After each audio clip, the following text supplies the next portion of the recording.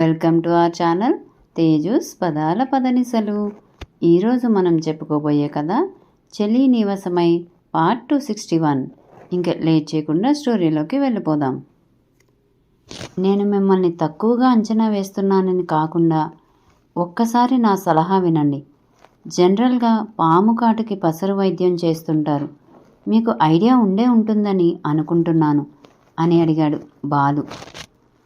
మీరు పసరు వైద్యం గురించి మాట్లాడుతున్నారా? అంటే ఇప్పుడు మీరు పేషెంట్కి ఆ ట్రీట్మెంట్ చేయాలని అనుకుంటున్నారా? ఆశ్చర్యంగా అడిగాడు డాక్టర్. Not like that. మీకు ఎగ్జాక్ట్గా చెప్పాలంటే ఆయుర్వేదం మీద మీకు ఐడియా ఉంటుంది కదా, మనం వీటిలో ఏదైనా ట్రై చేయొచ్చు కదా అని అడిగాడు. పసరు వైద్యం మీద నాకు నమ్మకం లేదు మిస్టర్. ఒకప్పుడు తెలిసి తెలియని వైద్యం చేసేవాళ్ళు, కానీ ఇప్పుడు అలా కాదు. మెడిసిన్ చాలా డెవలప్ అయింది. మీరు పేషెంట్ గురించి వర్రీ అవ్వాల్సిన అవసరం లేదు అన్నాడు డాక్టర్. సార్, పూర్వకాలంలో మామూలు రోగాల కన్నా ఈ పాముకాటు, తేలుకాటు వంటివే ఎక్కువ ఉండేవి. అప్పుడు ఈ మెడిసిన్ అది ఉండేది కాదు. మరి అప్పట్లో ఆయుర్వేదంతోనే కదా మనుషులు సర్వైవ్ అయ్యింది. ఈ పసరు వైద్యాన్ని వాటిని కొట్టిపడేయడానికి కూడా లేదు. మా ఊరి చుట్టుపక్కల ఇప్పటికీ పసరు వైద్యం చేస్తారు. కాకపోతే పాము కాటు పడిన వెంటనే వాళ్ళ కొన్ని మొక్కలు తుంచి కల్వంతో నూరి ఆ మెత్తని పేస్ట్ని పాము కాటు వేసిన ప్రదేశంలో దాన్ని పెట్టి కట్టుకట్టేవాళ్ళు. వెంటనే అలా చేస్తే వాళ్ళు క్షేమంగా తిరిగేవాళ్ళు. ఆలస్యమయ్యి విషం శరీరం మొత్తం పాకితేనే వాళ్ళకి ప్రమాదం సంభవించేది. నాకు తెలిసిన వాళ్ళని నేను రప్పిస్తాను. ఇంకా ఆయుర్వేదిక్ డాక్టర్స్ని కూడా రప్పిస్తాను.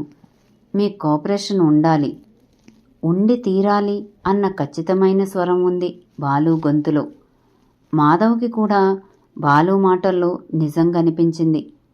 ఒకప్పుడు నమ్మకపోయేవాడు ఏమో, కానీ అర్హంతో కలిసి ఆ ఊరు వెళ్ళినప్పుడు అక్కడ జరిగిన సంఘటనలు చూశాక బాలు మాటలు కొట్టిపడేయలేకపోయాడు.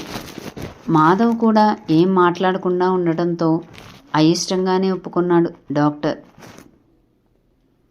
బాలు, మాధవ్ ఇద్దరూ కలిసి రామయ్య గారితో మాట్లాడి అక్కడ ఉండే పసరు వైద్యులని, అలానే ఆయుర్వేదంలో ఫేమస్ అయిన డాక్టర్స్ గురించి ఎంక్వైరీ చేసి వాళ్ళని రప్పించే ఏర్పాట్లు చేశారు. మొదట దగ్గరలో ఉన్న ఆయుర్వేదిక్ డాక్టర్స్ని రప్పించి పరిస్థితి వివరించారు.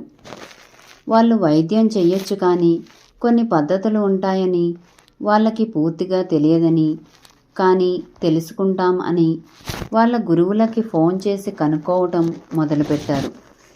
అలానే వాళ్ళకి తెలిసినంత వరకు కూడా ఒకరితో ఒకరు చర్చించుకుంటూ ఎలాంటి వైద్యం చేయాలన్న దాని గురించి మాట్లాడుకుంటున్నారు. స్పృహలోకి వచ్చిన లోచన అర్హన్ని చూడాలని అడిగింది. మీకెలా ఉంది త్రిలోచన గారు? రూప కాస్త ఆందోళనగా అడిగింది. నేను బావని చూడాలి రూపగారు, ప్లీజ్ రిక్వెస్ట్ చేస్తూ అడిగింది. లోచన తన దుఃఖాన్ని బలవంతంగా కంట్రోల్ చేసుకుంటుందని అర్థం చేసుకున్న రూప బయటకు వచ్చింది. అక్కడ హరి ఉండటంతో బాలుగారు ఎక్కడా అని అడిగింది. డాక్టర్స్తో మాట్లాడుతున్నారు మేడం, వినయంగా చెప్పాడు హరి. త్రిలోచన గారు సార్ని చూడాలంటున్నారు. నేను కనుక్కొని వస్తాను మేడం అని వెళ్ళాడు.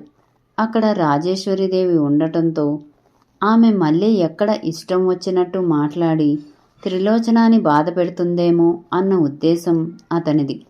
అందుకే వాళ్ళని బయటకు రానివ్వకుండా తనే కనుక్కొని వస్తాను అని వెళ్ళాడు. బాలు వాళ్ళు అప్పుడే డాక్టర్తో మాట్లాడి వచ్చారు.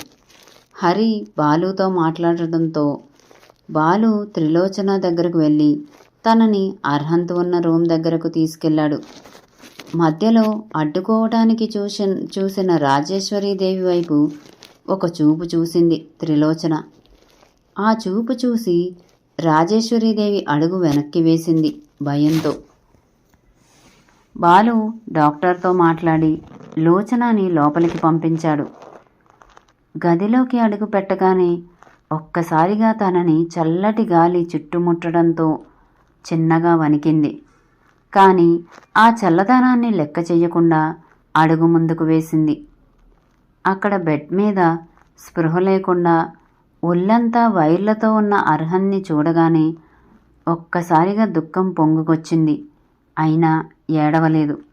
నెమ్మదిగా అడుగులో అడుగు వేసుకుంటూ అర్హన్ పక్కకి వెళ్ళి నిలబడి అతని చేతిని పొట్టకి ఆనించుకొని కళ్ళల్లో ఊరుతున్న నీటిని బలవంతంగా రెప్పలు మూసి ఆపుకొని, బావా, మాటిచ్చావు మన బిడ్డని మొదట నువ్వే ఎత్తుకుంటాను అని. నీ మాటకి విలువని ఇచ్చి నిన్ను మరో పెళ్లి చేసుకోమని నేను అడగలేదు. అలానే నువ్వు కూడా నా మాటకి విలువ ఇవ్వాలి బావా. మన బిడ్డని మొదట నువ్వే ఎత్తుకోవాలి. అలా కాని రోజున నీతో పాటే మేము కూడా. నేను ఏం చెప్తున్నానో నీకు అర్థమవుతుందనుకుంటా కదా బావా. నేను ఏడవను కూడా ఏడవటం లేదు. ఏడిస్తే ఈ భారం దిగిపోతుంది బావా. నువ్వు క్షేమంగా తిరిగి వచ్చి నన్ను దగ్గరకు తీసుకునే వరకు ఈ భారం నేను దించుకోలేను.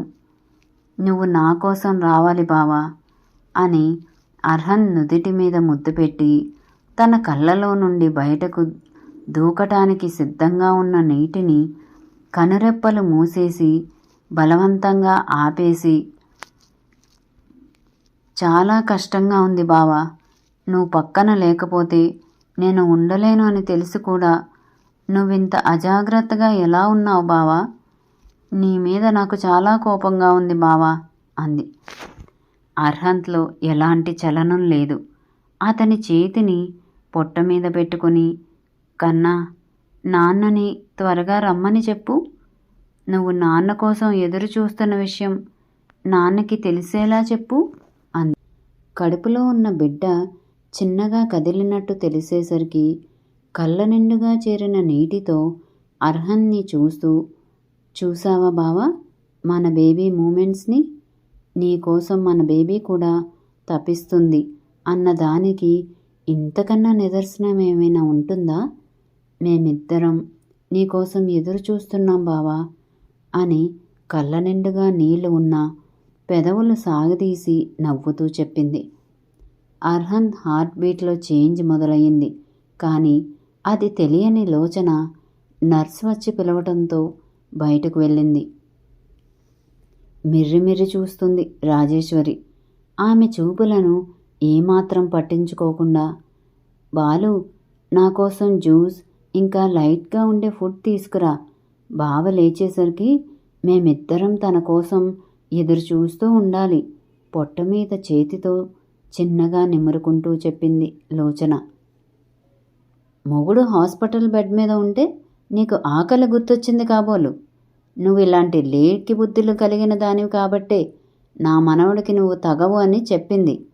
మొహం మొత్తం చిరాగ్గా చెప్పింది రాజేశ్వరి. లోచన చిన్న నవ్వుతో తన చీర కొంగుని తిప్పుకొని పొట్ట కనిపించకుండా కవర్ చేసి, నా బావ నాకు దూరం అవుతాడు అన్న దిగులు ఉంటే తిండి మానేసి ఏడుస్తూ కూర్చునేదాన్ని. కానీ నాకు ఆ దిగులు లేదు. నా బావ ఖచ్చితంగా నా కోసం తిరిగి వస్తాడు.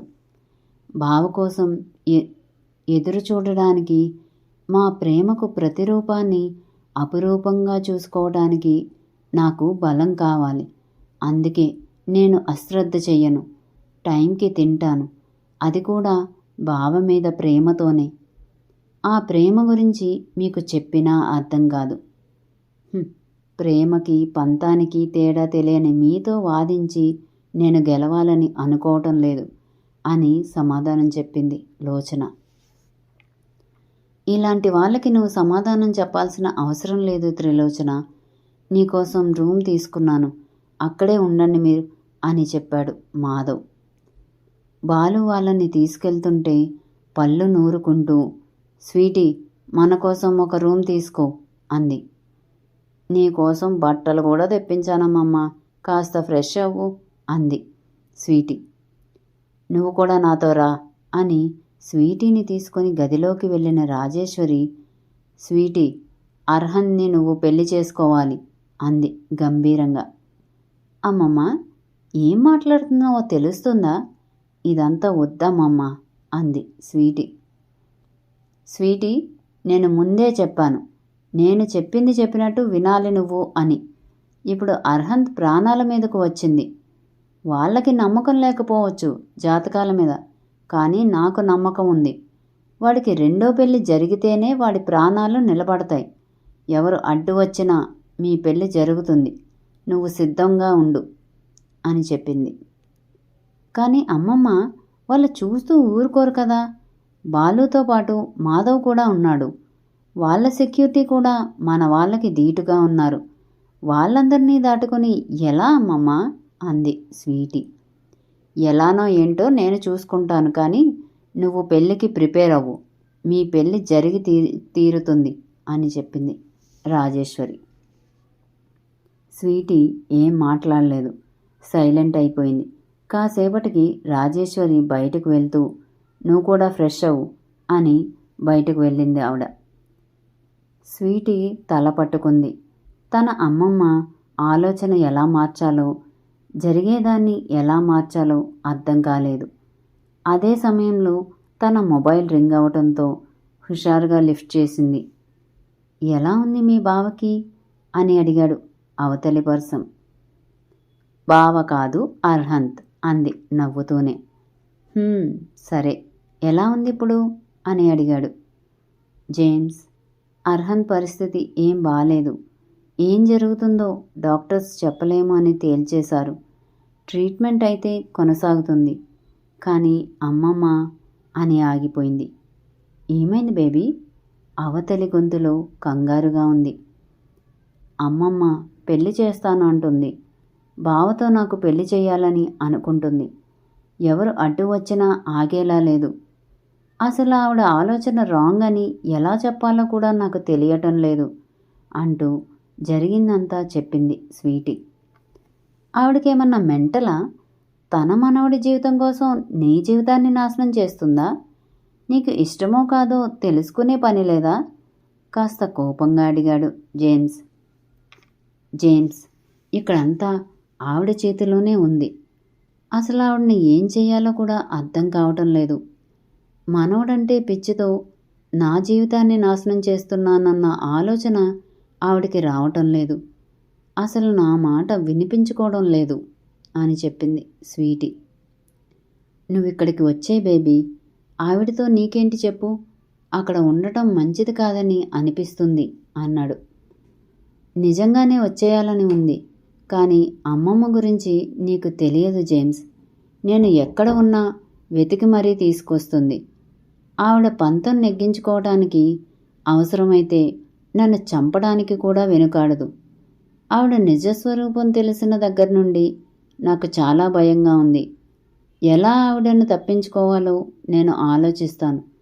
నువ్వు మన ప్లాన్ ఫాలో అవ్వు. మనం అనుకున్నది అనుకున్నట్టు జరగాలి.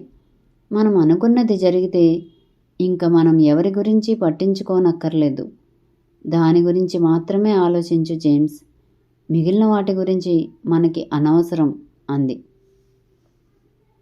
సగం ఫినిష్ అయ్యింది బేబీ. మిగిలిన సగం కూడా ఫినిష్ చేస్తాను. నువ్వు వచ్చేసరికి మొత్తం ఫినిష్ చేసేస్తా కాన్ఫిడెంట్గా చెప్పాడు జేమ్స్. నాకు నీ మీద పూర్తిగా నమ్మకం ఉంది జేమ్స్ నవ్వుతూ అంది స్వీటీ. మరి ఈ జేమ్స్ ఎవరు? అసలు వీళ్ళిద్దరూ కలిసి ఏం చేయాలనుకుంటున్నారు? తెలుసుకుందాం మరో అప్డేట్లో. ఈ అప్డేట్పై మీ కామెంట్స్ తప్పకుండా తెలియజేస్తారు కదూ. Thank you friends. మా వీడియో కనుక మీకు నచ్చినట్టయితే లైక్ చేయండి, కామెంట్ చేయండి, సబ్స్క్రైబ్ చేయండి, బెల్ కొట్టండి.